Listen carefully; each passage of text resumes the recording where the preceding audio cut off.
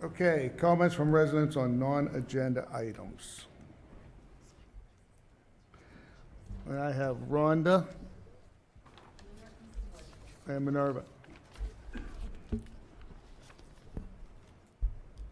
Please state your name and address just for the record, please. Minerva White, 517 Larix Road, Monroeville.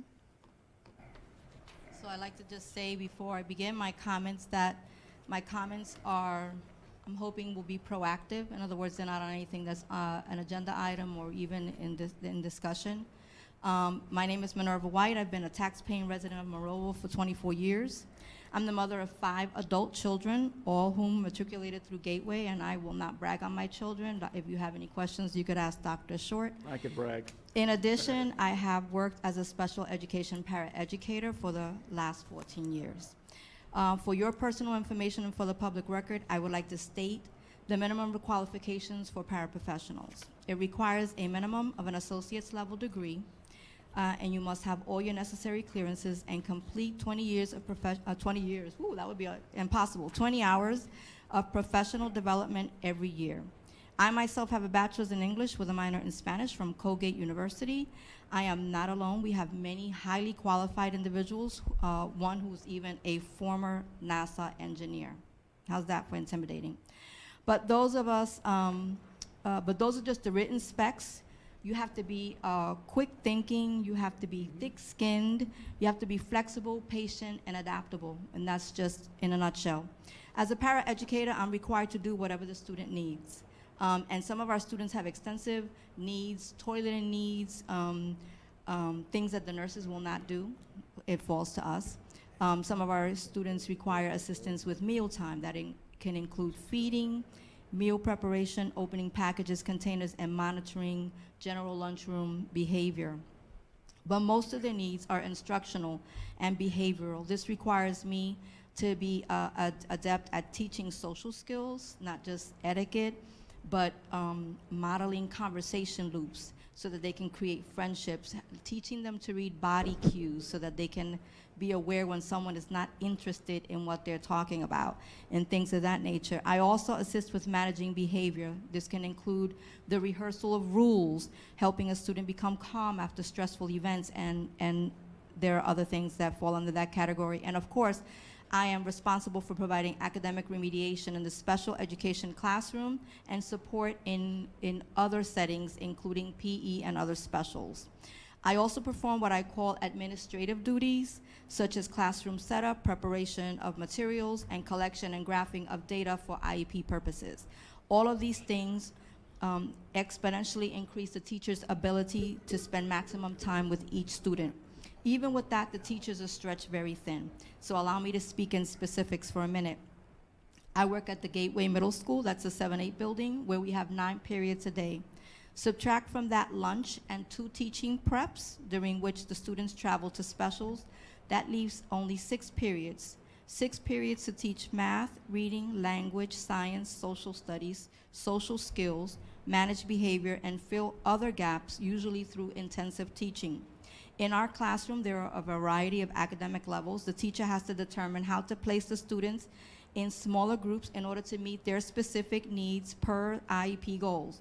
So even with 2 periods for basics, math, reading, and language, that's only 86 minutes, which is then further divided when you split those kids into their differentiated groups. Unfortunately, that means that those kids get precious little time with the actual teacher. Sometimes students have to be placed in groups where they don't even really belong because the teacher doesn't have the ability to work one-on-one with an individual student. So let's say, for argument's sake, we have 3 math groupings. That translates to 29 minutes, which is significantly less than typical students receive. And it doesn't take into consideration all the times that the teacher has to address behavior or is pulled out for trainings and meetings, or for roster students that are not even in her classroom. So think of what we provide in high school, Dr. Short, when we came up with the whole tag classes. When a kid was having a problem, we doubled the periods, right? We took away electives because we wanted that child to succeed. Well, a special education student doesn't even receive that benefit. So this is where good paraeducators are worth their weight in gold, because we're able to come behind the teacher and double or even triple the exposure that a student has to the material. Every time you cut a paraeducator's job, you exponentially decrease a student's ability to learn. The teachers can only do so much. When you cut a para job, you not only decrease that student's exposure to the curriculum, but keep in mind that most paras work with multiple students. I, for instance, had 7 students that I work with. This year, I'm supposed to work with 10. So you affect dozens of students. All of that qualifies me to work 3.75 hours a day for less than a secretary and a custodian. And I'm not making that comparison to in any way be disparaging towards those professions, but to highlight the underappreciation of a key component of our district's assets. We've heard rumors of being described by board members as board housewives, or worse yet, glorified babysitters, which is offensive to paraeducators and to the students that we serve and to the parents who entrust their students to us. I understand that we have budgetary constraints. My taxes are also going up.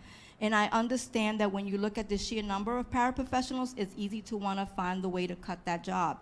But I encourage you to keep in mind that the number is so high because the vast majority of paraprofessionals work part-time. So when you see the number 88, that's 44 positions.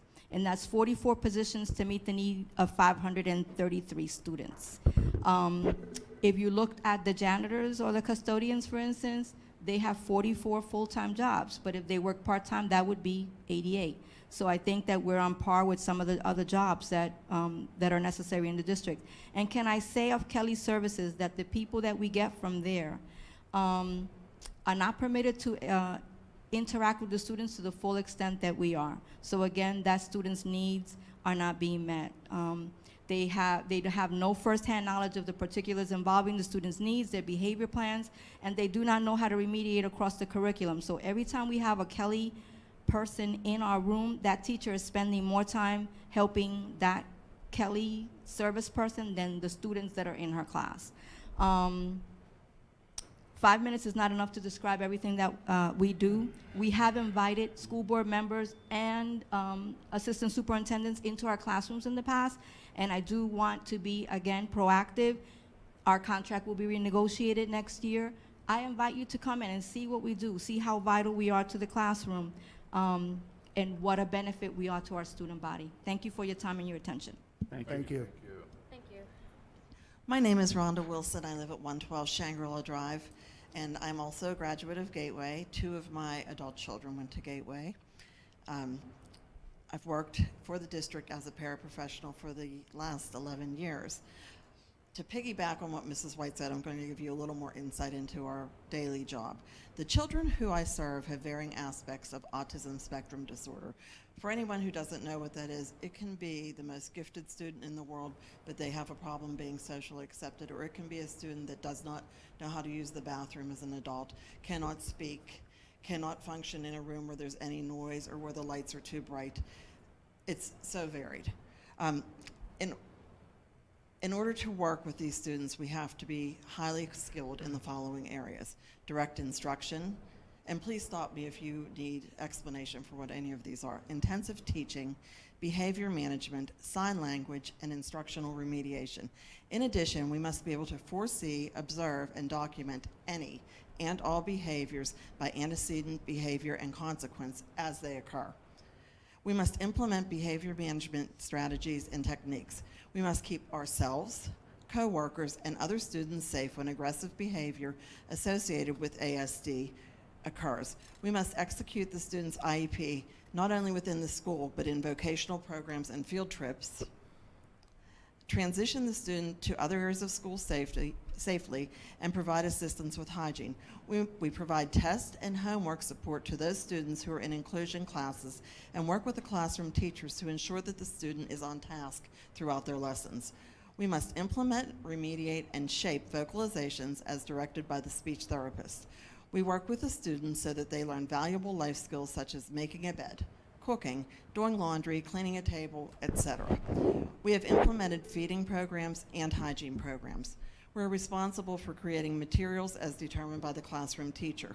Preparation of reinforcement necessary for compliance. We also have to complete 20 hours annually of staff development / training.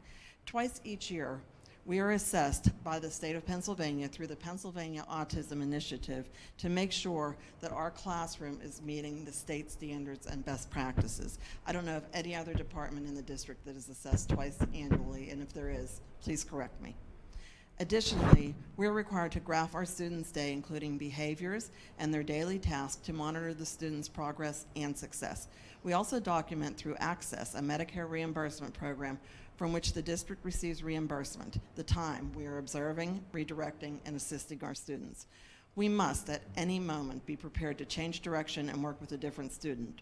When our classroom teacher is out, we continue the flow of the class without missing a beat, since 9 times out of 10, the substitute or the fill-in teachers are completely unfamiliar with how our classroom operates. I want to share with you one of my favorite quotes from Helen Keller, who we all know has a disability but has made a huge impact. Miss Keller says, "The best educated human being is the one who understands the most about the life in which he or she is placed." I believe that our job is to prepare, educate, and train our students to achieve the maximum independence and functionality possible despite their disabilities. I believe that no limits should be placed upon these bright, caring, amazing young people. And it is our job to ensure that they leave us, Gateway School District, with the very best foundation for their future. Really is my hope that all of you have listened to this, and I'd be happy to print it out because I know it's quite a bit of information to take in, but I hope that it's provided you with insight to the value of a paraprofessional. And anyone that thinks that we just come to work because we're bored housewives, I work because I don't want to be a bored housewife, and I work because I see a student that only is saying 25 words. By the end of the school year, they're saying 53 words. I see a student who never interacted with another student in a phys ed class tossing a ball to a typical student and smiling about it. Ma'am, That's why I do this job. I can't speak for it, all the other school boards, that the idea that school board members described paras that way, I find that astonishing. I've never heard anybody. We also found it quite astonishing and quite insulting. And personally, my mother is a retired special ed teacher's aide from Woodland Hills. She worked there for 20, 25 years. I know firsthand the difficulties involved with those positions. I think that one of the biggest difficulties is that many people don't realize a disability and what it is. I mean, we had a young man speak tonight who's dyslexic. I have students, and Dr. Short will attest to this, that outside of the school, I still keep in touch with. I have a student right now who's in Hong Kong, and he is at a medical program, and he still keeps in touch. He wrote his entrance paper to Johns Hopkins when he was here before he went back to Hong Kong about me, and saying how I changed his life and how I shielded him from the acid raindrops of the bullies of society. So that's why I do this job, to make a difference in the life of these students. Whether some of them have the mental capacity to know that I'm making a difference, their parents know, and I can see the difference, and God sees it, and that's why I'm there. Thank you all. Thank you.